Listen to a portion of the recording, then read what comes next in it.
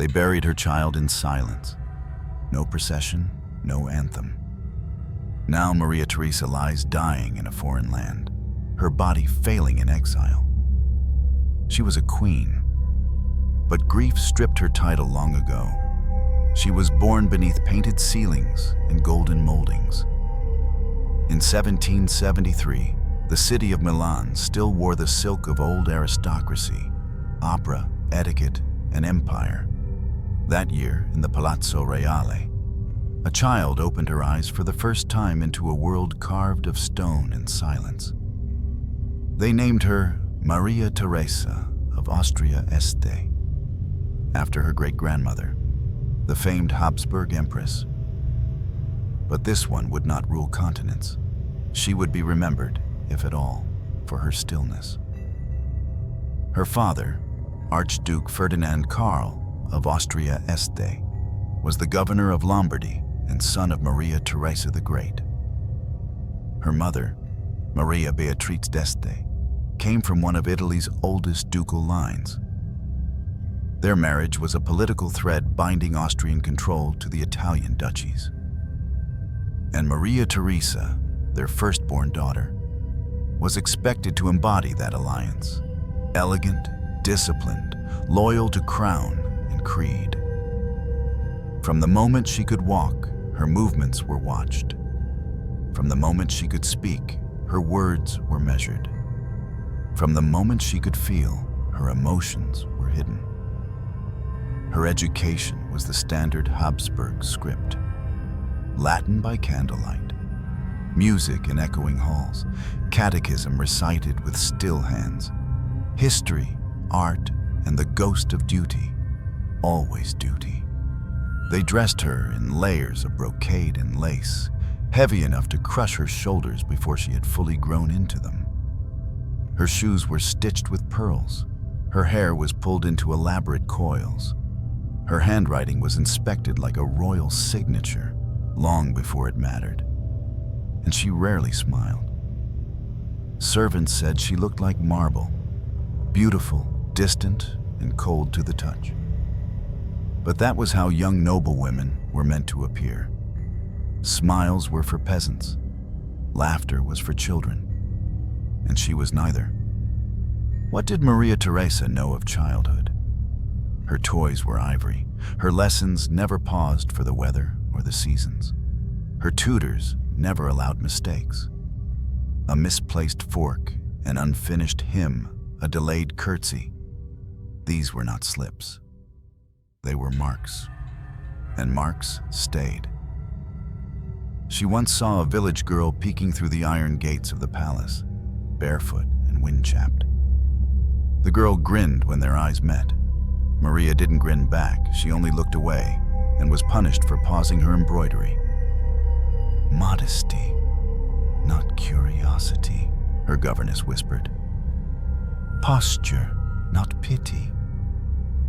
She was raised to marry a man she hadn't met, to serve a court she hadn't seen, to bear children whose futures were not hers to shape. That was the destiny of noble daughters, especially Habsburg ones. Still, there were moments of softness, brief, nearly invisible. She loved the chapel's candlelight.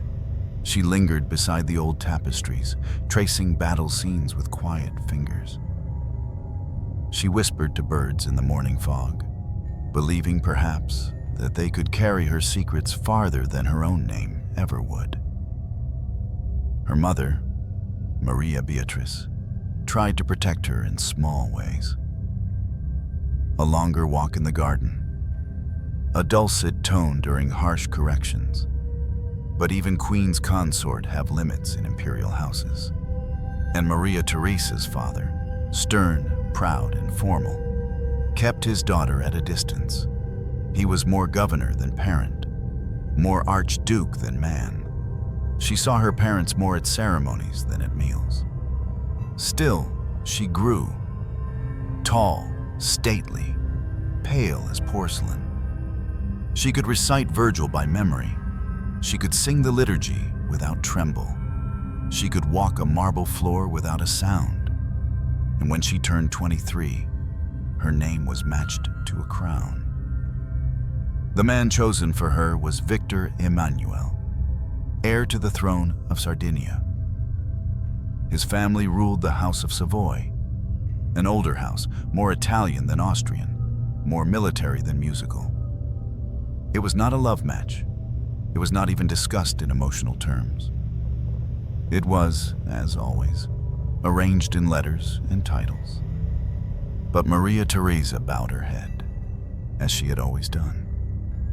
In that moment, her future narrowed to a single corridor. She would marry a man of war in a land not her own, under skies that did not smell of Milan. And still, she did not complain. Because Habsburg daughters are taught not to cry, they are taught to endure. And she would need every ounce of that endurance for the years to come. She wore white silk stitched with gold, the fabric shimmering like sunrise over water. The bells of Turin rang loud that day, April 21st, 1789. But their sound did not reach the marrow of her bones. Maria Theresa of Austria-Este, 16 years old, stood beside Victor Emmanuel of Savoy, the heir to the Sardinian throne, a union of two ancient bloodlines, celebrated by dignitaries and blessed by archbishops. But behind the incense and fanfare, something heavier hovered. The world was already changing. Whispers of revolution crossed the Alps like fog. France trembled. Italy watched. Vienna waited. But in the cathedral that morning, none of that mattered. At least, not aloud. The wedding was a political promise. Austria and Sardinia bound by marriage. Maria Theresa had no say. Her hands were folded. Her lips recited the vows. Her eyes met Victor Emmanuel's without knowing whether she liked their color. That was not the question. The only question was, will she bear sons? Will she stay silent? She would try.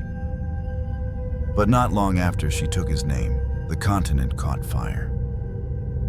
By 1796, barely 7 years into their marriage, Napoleon Bonaparte invaded Italy.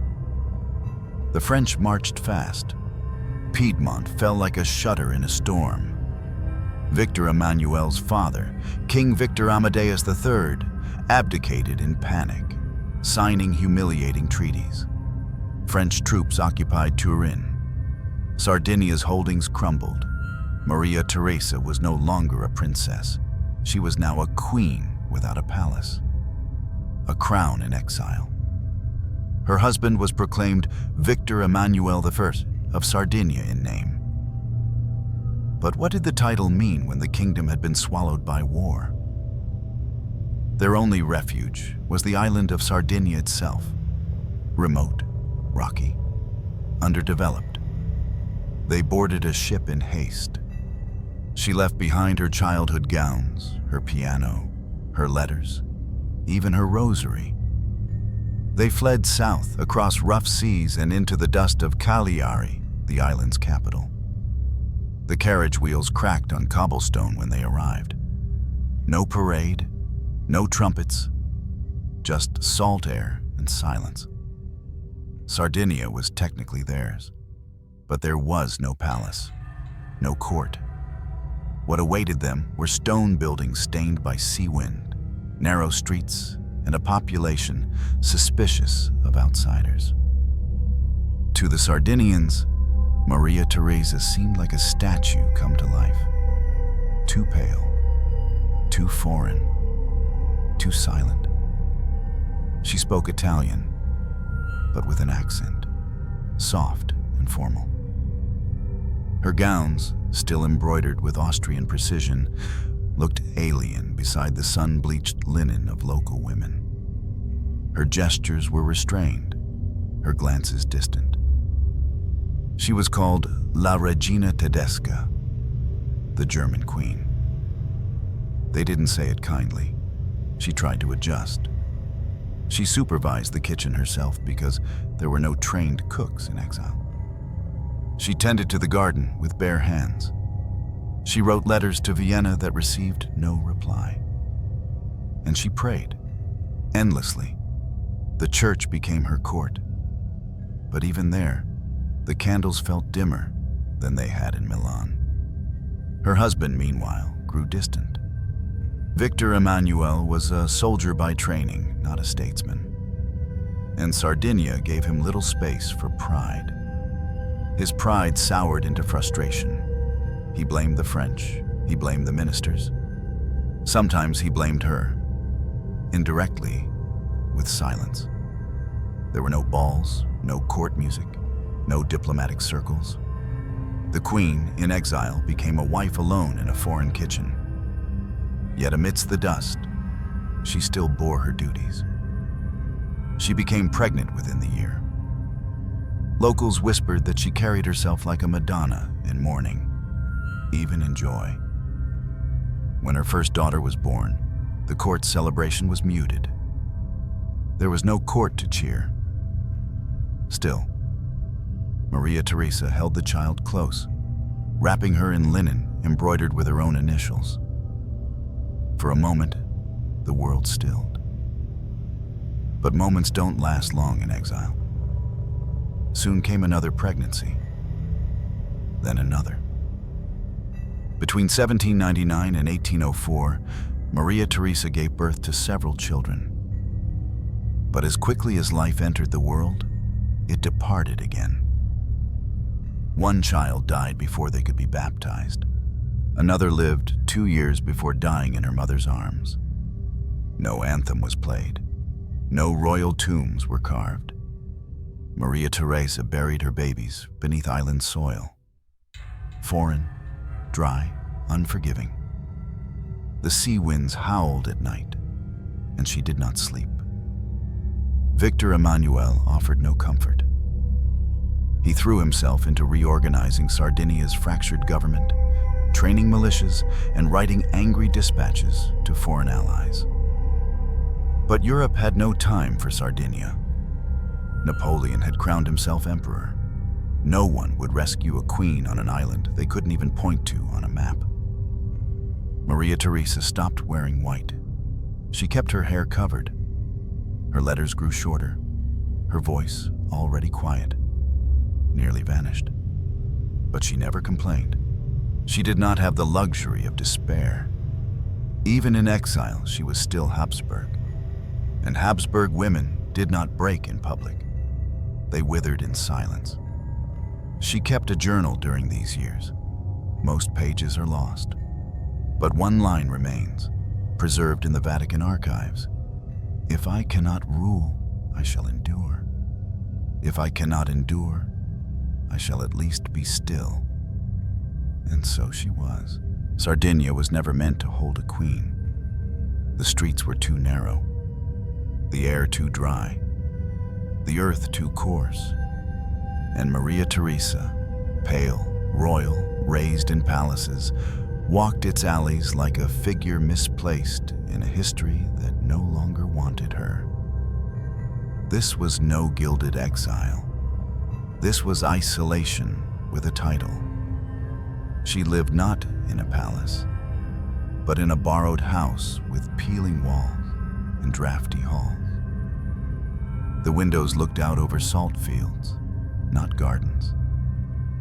There were no courtiers, no silk carpets, no chamber music, just dust and silence and duty. The people of Cagliari did not trust her. She was foreign, austere, a Habsburg. They said she prayed too much, spoke too little, dressed like a statue from the mainland. In the marketplace, they whispered when she passed, "She wears mourning every day. She won't eat meat on feast days. She's too cold to be our queen." But she was still queen, in name. Her husband, Victor Emmanuel, drifted further from her with each passing year. He buried himself in military reform, retreating to outposts, to papers, to silence. His grief over the kingdom he had lost twisted into hardness. And Maria Theresa became part of what he resented. They barely dined together. They no longer walked. They did not speak unless required. She lived with her maids, women who missed home as much as she did. The Sardinian nobles kept their distance, afraid to offend the ruling couple, or simply unwilling to acknowledge them at all. Some days, Maria Theresa cooked her own meals. There were no chefs, no court kitchens. Just a queen in a borrowed apron, standing over local pots she didn't know how to use. Once, she burned her hand on a kettle. No one noticed for hours. That night, she wrote in her journal, "A queen who cannot warm water is no queen at all." She became pregnant again. But exile does not pause for motherhood. She carried her child beneath a gray dress, walking slow through the garden of thorns behind their villa. The child was born in silence. No musicians, no state salutes. Just a midwife, a cross, and the sound of a single cry in the dark. The child lived, for a while. But even life in exile is fragile.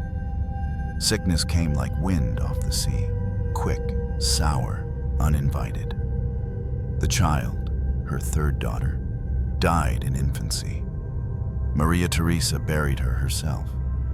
There was no priest available in time. She stood beside the grave, the wind tearing at her veil, her hands still smelling of rosemary and salt. She did not weep. Instead, she murmured a line from the Psalms. "I am a stranger in the earth.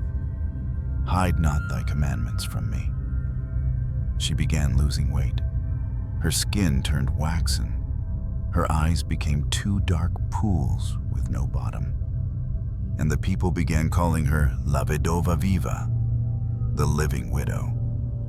But she was not widowed. She was still married, still queen, just no longer seen. Even in church, her pew was left half empty. The other women would not sit beside her, not because of contempt, because of fear. She had buried too many children. She carried grief like a disease. Some believed she was cursed, and maybe she believed it too. Her remaining daughters clung to her legs when she returned from chapel. They asked why the others had gone. She could not answer. One night, a servant found her standing barefoot in the hallway, staring at a candle that had long since burned out.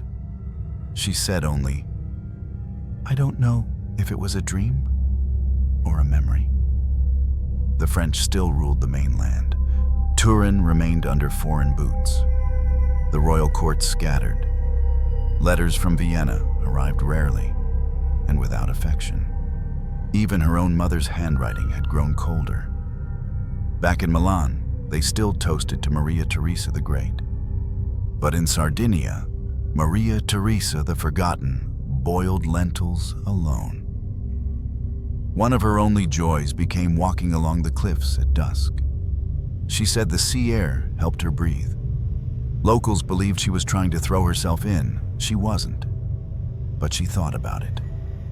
The island did not hate her. It simply did not need her. And so she faded, slowly, like a painting left in the sun.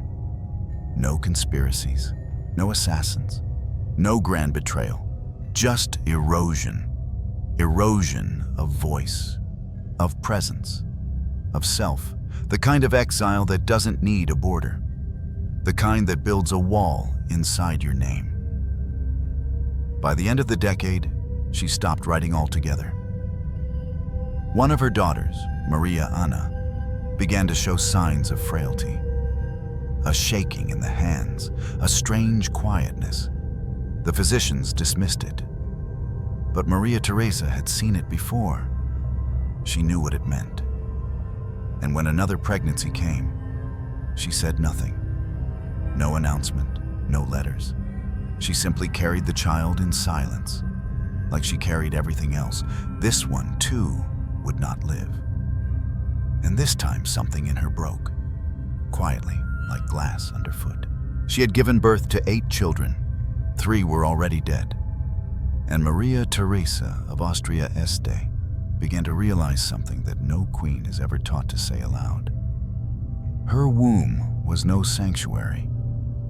It was a battlefield. The children came one after another. Some screamed at birth, some whimpered, some were silent, and most were gone before they had ever tasted bread or spoken a word. Maria Theresa held every one of them, not as a queen, not as a noblewoman, but as a mother. Knees on stone floors, hands trembling, lips whispering prayers not even she believed anymore. There were no state funerals, no marble tombs. There were only tiny shrouds, small wooden boxes, and earth that cracked under dry Sardinian sun.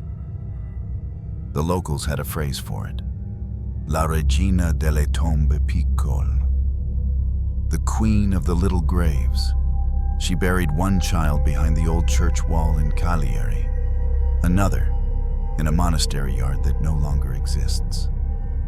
The third, her son, died coughing blood into her lap just days before his 2nd birthday. She held him so tightly that the linen gown he wore was soaked through with her sweat.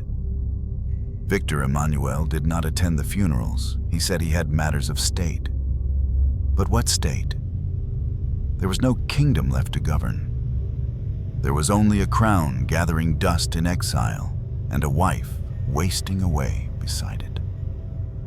Maria Theresa began walking at night, slowly, without direction. Sometimes a maid would follow her, sometimes not. She would go to the church, light a single candle, and sit in the last pew until dawn. She never spoke in confession. Not anymore. She had nothing left to confess but grief. And that, she believed, was not a sin. One evening, a storm broke over the island. Winds tore tiles from rooftops. Branches flew like arrows. And still, she stood outside. Her hair unbound, her gown soaked, eyes wide open. A servant tried to pull her back in. Maria Theresa didn't move. She only said, "Let the sky take me. I am not heavier than a leaf." She began to tremble, not from cold, but from somewhere deeper. In her hands, in her jaw, in the soles of her feet. The tremors came without warning, and they did not leave. The doctors blamed stress. Others whispered of the Habsburg blood, tainted, fragile, folded too many times into itself. She knew better. She knew it was not just blood. It was grief metastasizing into the body. A kind of sorrow that poisons the spine, eats through the nerves, and rewrites the rhythm of breath. Still, she did not retreat. She cared for her living daughters as best she could. She braided their hair, taught them their Latin verses, sewed little ribbons into their collars. She smiled when they sang, faintly, like someone remembering a dream they once loved but no longer believed. And at night, she sat beside their beds, pressing her cold hand against their backs to feel them breathe. Just breathe. Because when you have buried 3 children, you never again sleep deeply. You wait for the silence. You listen for the sudden stop. Maria Anna, the daughter who trembled, began to ask strange questions. Mother, why does God take babies more than kings? Mother, why do we have no toys like the others? Mother, why don't you ever laugh? Maria Theresa didn't answer. She simply kissed her daughter's head and prayed she would not have to bury a 4th. But deep inside, she was preparing for it. She kept their swaddles their tiny shoes, their half-finished lullabies folded inside a wooden box near her bedside. She opened it on feast days, just to remember, then closed it again, as if to trap the memory inside. The Sardinian maids avoided that room. They said the air inside it smelled like milk and morning. One maid said she heard singing from the door one night, though no one was inside. But Maria Theresa did not believe in ghosts. She believed in the weight of names unspoken. She stopped writing home, even to Vienna. What was there to say? That her children were dying one by one? That her hands had begun to betray her? That she, once a daughter of empires, now measured days by the number of graves? She was only in her 30s, but the lines on her face ran deeper than years. They came from burials, from silence, from a kind of interior exile that no ship can carry you away from. Victor Emmanuel began talking of returning to the mainland. Napoleon's empire was beginning to crack. All of Europe trembled again, but Maria Theresa didn't flinch. She no longer believed in rescue, nor in triumph, nor even in healing, only in survival. And even that was beginning to feel like treason. Napoleon fell. The tyrant was exiled. The continent exhaled. And after nearly 2 decades in exile, Maria Theresa was told, "You are going home." But Sardinia was not her home. Milan was lost. Turin had been looted and occupied and reshaped by revolution.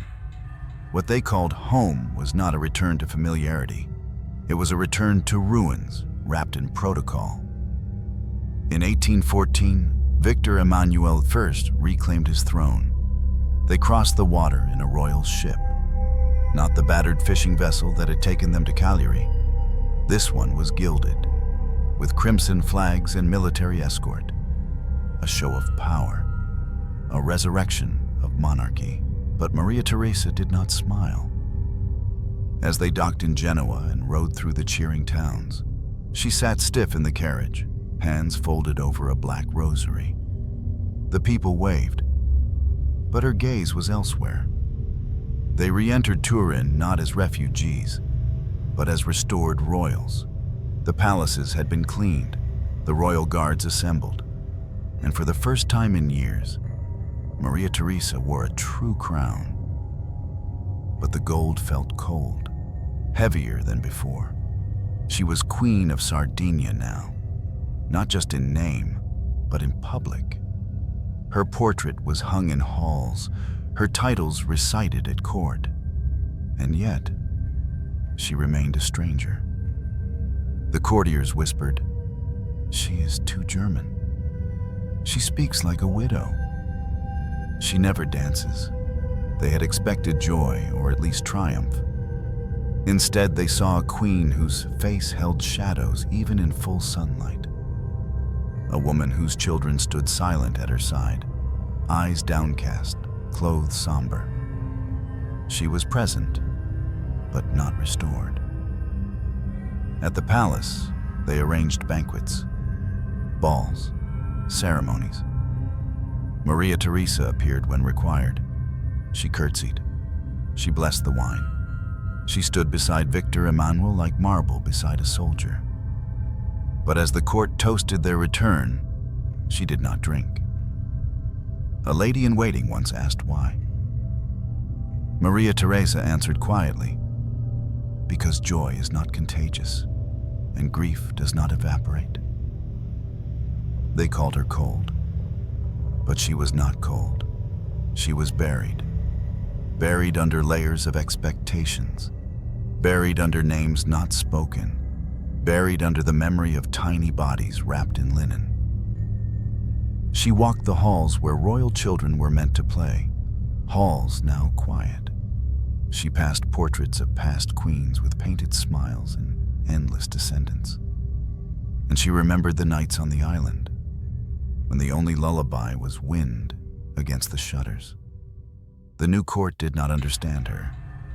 They whispered that the queen never hosted music, that her daughters were too quiet, that she dismissed musicians and limited feasts. One noblewoman remarked, "It is as if her exile is still inside her." And perhaps it was. She never unpacked her things, not truly. Her chambers remained sparse. The same worn prayer book by her bedside. The same carved box where she kept the ribbons and locks of hair from her buried children. Once a maid opened it without permission. Maria Theresa did not raise her voice. She only said, "Some tombs are not in the ground." Her health, already brittle, continued to decline. The tremors in her hands became more visible. She began struggling with steps, holding walls as she walked. She wore gloves to hide the shaking, but the shaking spread to her voice, to her writing, to her memory. She forgot names, lost track of days. The physicians called it exhaustion, overwork, possibly hysteria, but she knew the truth. "I am not mad," she told the confessor. "I am just full of ghosts." Her living children began to fear her, not because she was cruel, but because she was distant. When she held their hands, she held them too tightly. When she kissed their foreheads, she stayed too long, as if afraid they too would vanish if she let go. Her husband barely spoke to her anymore. They lived in the same palace but crossed paths like shadows at dusk, near but never touching.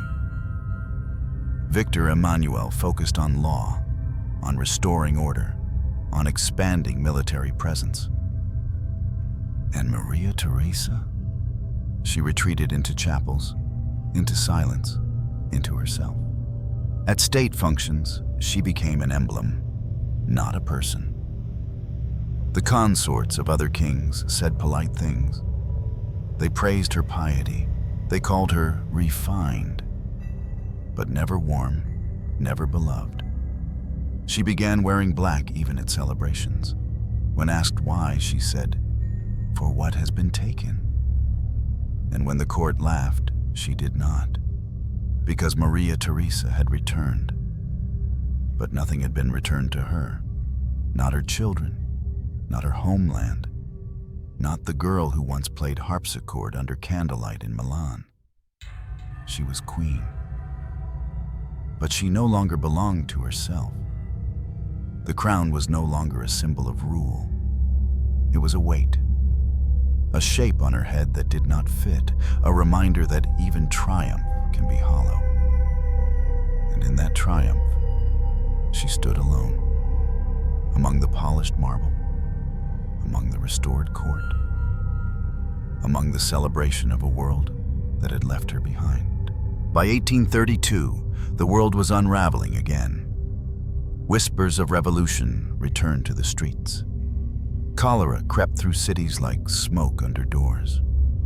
The soil of Europe, never quiet for long, began to shift once more beneath Maria Theresa's feet. And this time, she could not endure it. Her hands trembled now even when she slept. Her breath came in short, dry gasps. She walked slower, blinked less, and sometimes forgot which palace she was in. Servants found her wandering hallways, barefoot at dusk, whispering names no one recognized. One physician suggested bed rest. Another whispered the word melancholia. But Maria Theresa simply kept moving, because stillness had never brought safety. It was always in stillness that the worst news came. So she kept walking, from room to room, from chapel to garden, from memory to memory, as if she could outpace the weight growing in her chest. Then the cholera reached the mainland. Victor Emmanuel, ever the soldier, ordered evacuation from Turin. He sent the court west toward the safer cities in Piedmont and finally across the border into Geneva, where calm, clean air still breathed through the trees. Maria Theresa protested at first, not out of defiance, but exhaustion. What was the point of fleeing again? She had already lost everything that made a place a home. Still, she obeyed. She boarded the carriage. She gripped the rosary, and they began the final journey. It was late autumn. The leaves had already turned to rust. The roads were cold, narrow, and damp with fog. She barely spoke. She stared through the window at fields she no longer recognized. Somewhere near the border, she collapsed inside the carriage. Her lady-in-waiting called her name. No reply. Her lips moved, but not in words. Just sound. A small, choked breath, like a prayer buried mid-sentence. They stopped the coach in the forest outside Geneva. The wind had picked up. The horses stirred anxiously. Maria Theresa was pale, her skin ashen, her pulse faint.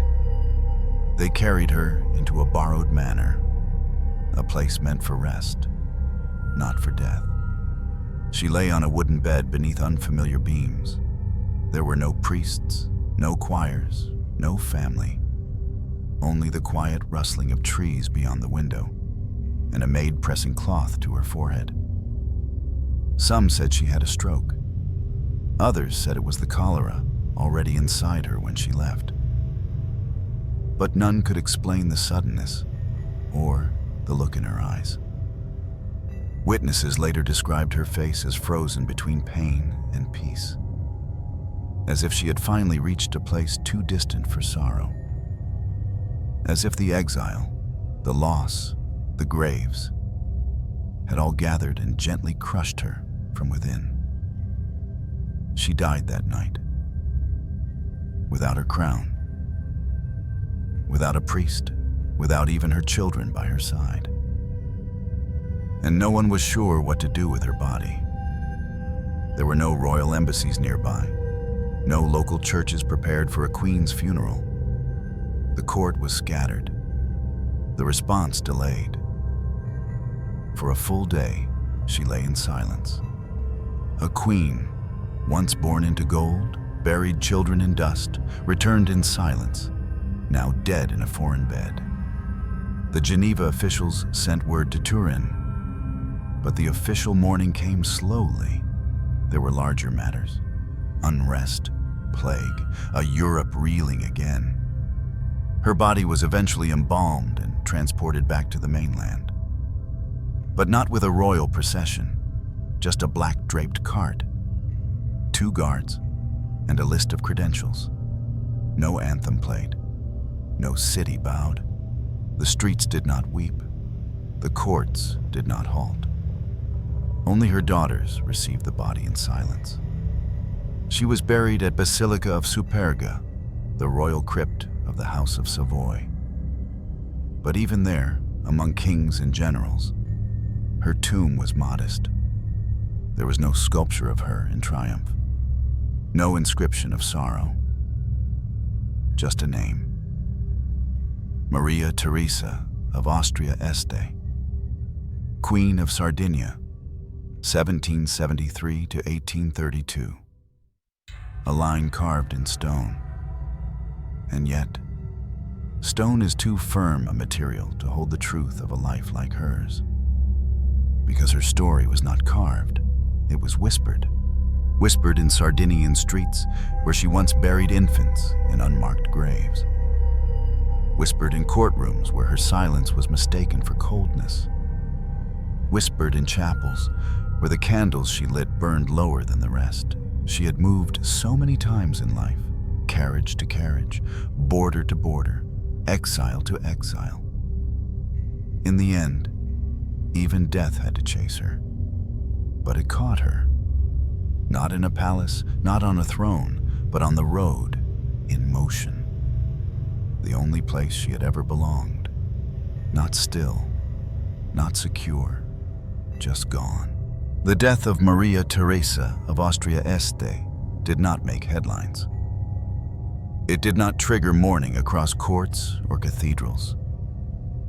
But something darker lived on, not in her name, but in her blood. She was born of two mighty houses, Habsburg and Este, a lineage woven from the threads of empire, piety, and precision, but also of inbreeding, neurodegeneration, and quiet suffering. The Habsburgs had ruled for centuries, but their power was built on a fragile foundation, generation after generation of intermarriage. Cousins married cousins, uncles took nieces as wives, a family tree that curved in on itself like a spiral staircase that led nowhere. And with every turn of that staircase, something was lost. Sometimes it was the chin, that famous jutting jaw so pronounced it became an emblem. Other times it was the body, stooped, weak, trembling. Often it was the mind. In Maria Theresa's case, the inheritance was quiet, but unmistakable. Tremors, stiffness, memory lapses, silent seizures. Her hands had started to shake in exile. At first they blamed the cold, then grief, then age, but the shaking never left. It became part of her, a rhythm her body never chose but could not escape. She was not alone. Her daughter, Maria Anna, would inherit the same fate. She too trembled. She too faded into silence. She too would live long, but not well. Eventually, she would be declared unfit for marriage and placed in a convent, where her body unraveled slowly beneath a veil.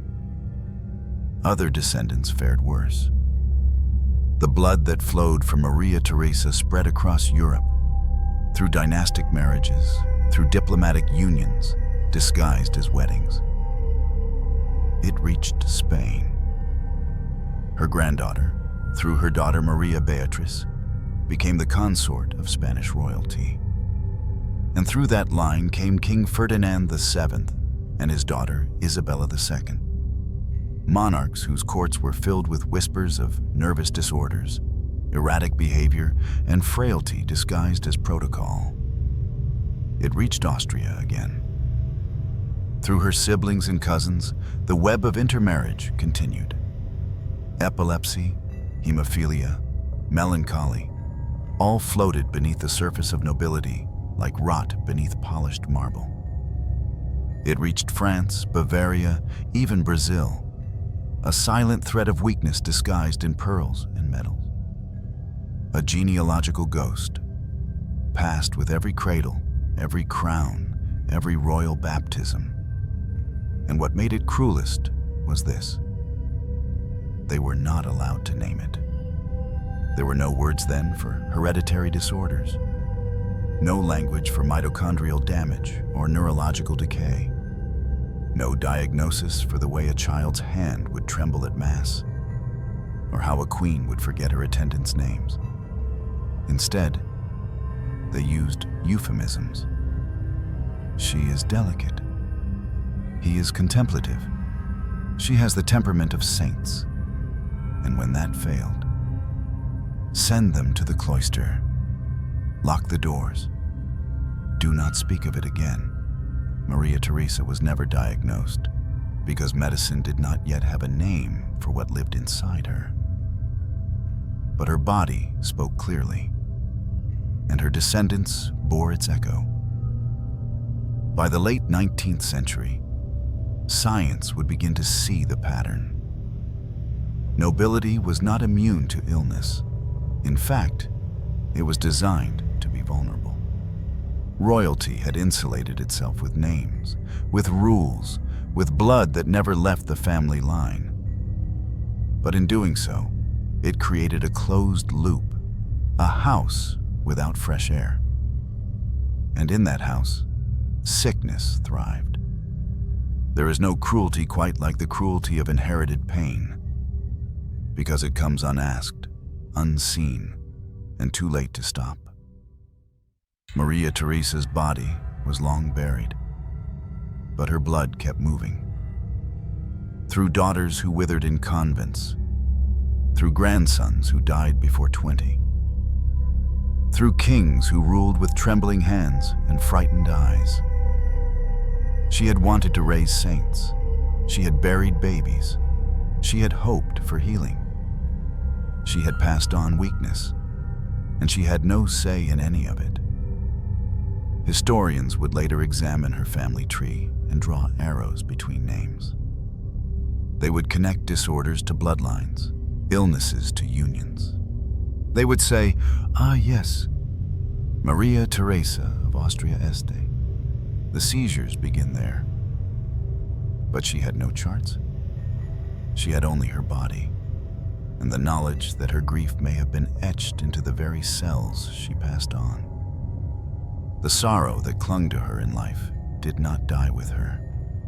It branched like ivy on stone, not with scandals, not with war, but with quiet afflictions that unraveled kings in private, far from the anthems and marble statues. No monument marks the disease she carried. But if you trace the bloodlines, you will find her. Not just in names, but in the shaking hands of queens, in the eyes of royal daughters staring too long into nothing, in the bodies that broke without reason. It was not revenge, not fate, just biology dressed in silk. And she, a woman never allowed to make her own choices, carried the one legacy she never meant to leave. A crown laced with sorrow, passed through blood. Her crown still exists. It's kept in a royal collection, behind glass, polished, untouched, and rarely noticed. A simple diadem from the House of Savoy, modest by imperial standards. No sapphires, no lavish emeralds, just gold, chased with ivory, and the faint trace of fingerprints long erased. Maria Theresa of Austria-Este once wore it, but no plaque says her name. Most visitors pass by it, unaware. Even historians sometimes confuse her with her great-grandmother, the Empress Maria Theresa of Austria, the one with cities named after her, statues, treatises, legacies carved in iron and ink.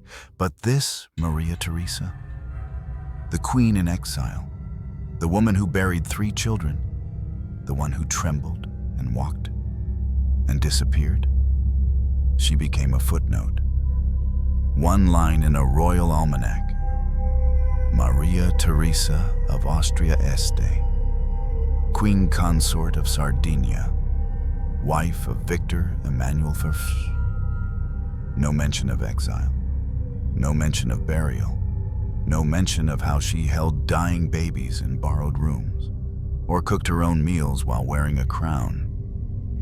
Her portraits still hang in a few dusty corridors of palaces. She looks as expected, upright, regal, composed, painted lips, blank eyes. But those portraits lie. They were painted during her brief return to court, after exile, before collapse. They show her in velvet, surrounded by columns, draped in nobility. But they do not show the woman she truly was. They do not show the queen who held her child's body as the candlelight flickered. They do not show the silence of Sardinia's kitchen or the prayers whispered to walls. And they do not show her grief, because grief has no color, no pose, no title, only depth and time, and the absence of a name spoken aloud. Her daughters rarely mentioned her in later years, not out of shame, but out of distance. They were raised in her silence, in rooms where joy was careful, in gardens where games were played quietly. One daughter became a nun, another married but rarely appeared in public. And her name, Maria Theresa, was handed down like a relic, not as tribute, but as formality, a placeholder in dynastic charts. By the time her grandchildren came of age, she was already fading. Not in body, she had long been buried, but in memory. Even in Turin, the court no longer spoke of her. The palace guides skipped her rooms during tours. Her letters, those that survived, were stored without catalog. The silence around her became official. No state funeral had ever honored her. No national day marked her birth. No chapel sang for her soul each year. And so, her legacy became a series of objects. A rosary with missing beads, a child's bonnet stitched with her initials, a single page from a journal smudged by what may have been tears, a dress with faded seams, found in a trunk never claimed. These are not the things that history remembers. History prefers wars, speeches, triumph. Maria Theresa offered none. She was not a ruler. She was ruled by protocol, by marriage, by exile, by the expectations of a dynasty that used her name but never offered her shelter. In Vienna, where she had once been announced with trumpets as a Habsburg daughter, no statue bears her face. In Milan, where she was born under chandeliers, no plaque marks the house. Even in Sardinia, where she buried her children and herself piece by piece, her grave is unknown to most. Some say that's fitting, that a woman who lived in shadows should rest in silence. But the truth is harsher. It was not fate that erased her. It was forgetting. She was erased by the institutions that claimed her, by the historians who saw no glory in her pain, by the dynasties who used her for alliance and discarded her memory when her body broke. Her titles remain in archives. They sound like poetry if you don't look too close. Archduchess of Austria, Princess of Hungary and Bohemia, Duchess of Modena and Reggio, Queen of Sardinia. But the woman behind them? She was never crowned in joy, never painted in happiness, never remembered in warmth.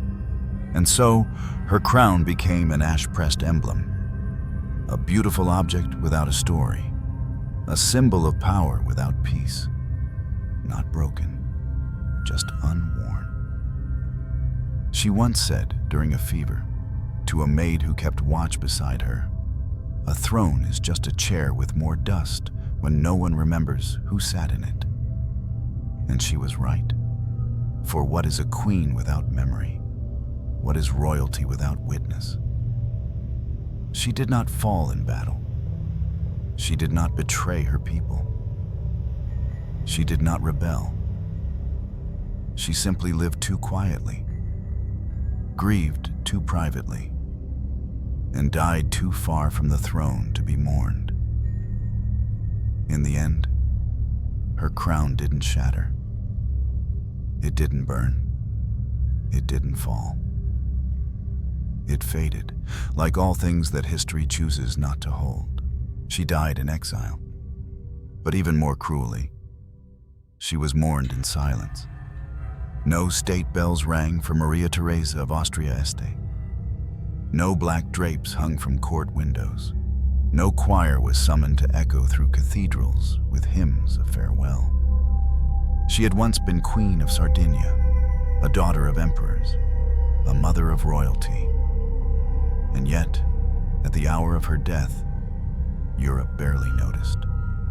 There was no monument, no grand procession, only a passing mention in diplomatic correspondence. Her Majesty, Maria Theresa, deceased in Geneva, burial pending. And even then, it was her husband's name that came first. Even in death, she was an afterthought in her own story. Her daughters lit candles. They prayed for her in private chapels. But the court did not pause. The crown moved on. She had been gone long before she died. Gone from power, from public view, from the affections of those who once called her Your Majesty. And when her body was finally placed in the family crypt at Superga, it was done without ceremony. No engraved coffin, no marble likeness. Just a name carved with too little space for the years she had carried, or the losses she had buried. She had watched her children die. She had bled alone in exile. She had worn silence like armor. And for that, history gave her nothing. No chroniclers wrote her pain. No poet grieved her name. No nation claimed her legacy, because she was not grand enough in war, not loud enough in life, not scandalous enough in death. And yet, her suffering was vast. It filled the cracks of kingdoms. It hummed beneath every ceremony she endured. It whispered in the halls where her voice once echoed, only to vanish behind closed doors. They refused to weep for her because she had not screamed. She had not defied. She had not broken her silence in ways that made history pay attention. Instead, she whispered. She endured. She disappeared. And in the cruel arithmetic of monarchy, quiet grief counts for nothing. Those who cry out are remembered. Those who weep privately are forgotten. Maria Theresa did not want monuments, but she deserved memory, not for her titles, but for her pain, for the children buried without songs, for the dinners cooked by royal hands that should never have touched a pan, for the trembling fingers that still tried to bless the bread. In her final years, even the servants stopped saying her name. They referred to her as Her Grace, or the Queen Mother, or simply the Lady in Black. And when she died, no one knew which of her few surviving letters were hers, because she had stopped signing them. Instead, she had written, I remain obedient, I remain invisible. And she did. No nation draped flags. No generals stood still. No historians rushed to capture her legacy. Because what do you do with a woman who suffered without spectacle? What do you do with a queen who didn't make noise? You erase her. You turn her grief into anecdote. You reduce her burial to logistics. You let her name gather dust in a ledger somewhere until the ink fades and the page is lost. But if you listen carefully, you might still hear her. Not in parades, not in archives, but in the places no one records, in the forgotten back gardens of exiled palaces, in the echo of a rosary clinking gently against a carriage window, in the quiet sigh of a mother who buries her child and never says a word, because her kingdom was not one of marble, but of mourning. Her throne was the stone bench beside unmarked graves. Her scepter was the spoon she stirred lentils with in exile. Her crown, a memory only her daughters carried, and even they, slowly, let it go. And maybe, in that, she became something no empire could own. Not a queen of territory, but a queen of the unspoken. Of every woman history forgot because she endured too well. When we forget Maria Theresa of Austria-Este, we do not just lose a royal figure. We lose a mirror, a reflection of how power isolates, of how women are erased not by scandal, but by quiet obedience, of how grief, when uncelebrated, becomes invisible, and how pain, when not wrapped in legend, is allowed to vanish. But grief doesn't vanish. it lingers. It lingers in the rooms she once walked, in the paintings that still hang without her name.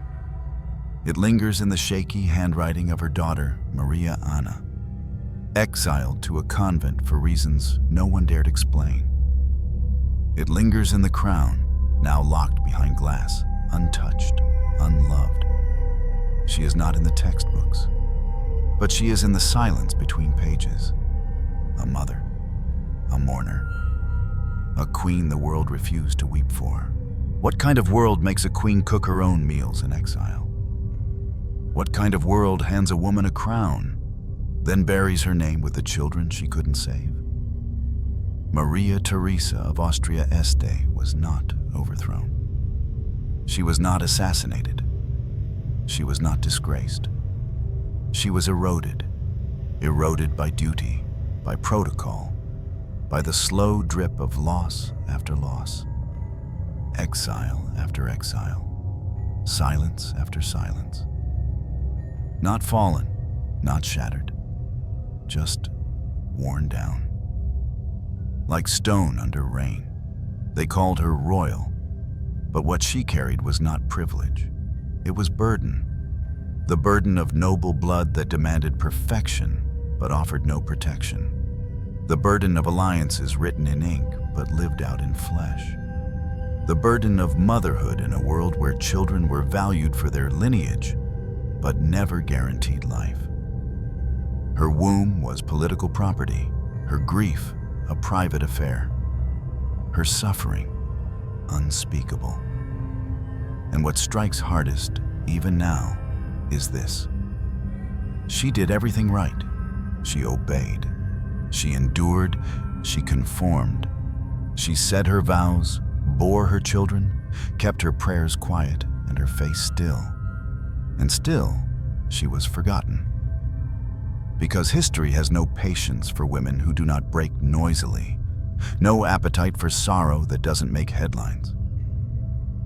No monuments for grief that stays behind closed doors. We remember queens who screamed. We remember queens who rebelled. But what about the ones who simply endured? What about the ones who buried their babies without trumpets? Who crossed borders in carriages, gripping rosaries and gasping for air? Who returned to courtrooms that never wanted them back? Maria Theresa wore a crown that fit more like a funeral veil. Her throne moved faster than her grief, and the children she buried were laid deeper than any legacy. Even now, her name is confused with another. Even now, her life is summarized in titles, not truths. She deserved better. Not because she ruled, but because she loved. Because she survived the unbearable again and again, and was met not with reward, but with silence. Her real crime? She was quiet. And history punishes quiet women. It writes them out. It leaves them behind. But here, now, we remember her.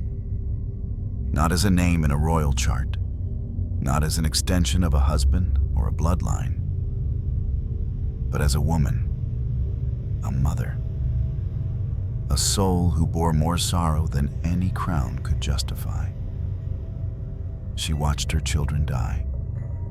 She watched her kingdom dissolve. She watched herself disappear. And still, she stayed kind. She lit candles. She kissed the foreheads of her living daughters with hands that trembled. She prayed not for power, but for peace.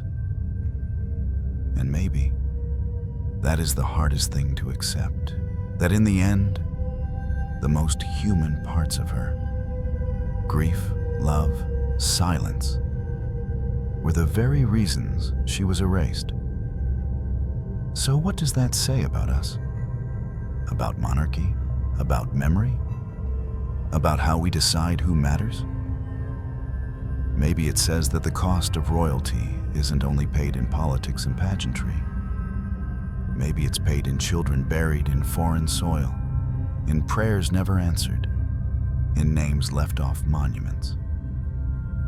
Maybe it says that sometimes the highest titles sit atop the most fragile hearts. And maybe, just maybe, it says that bloodlines are not blessings. They are legacies. Yes.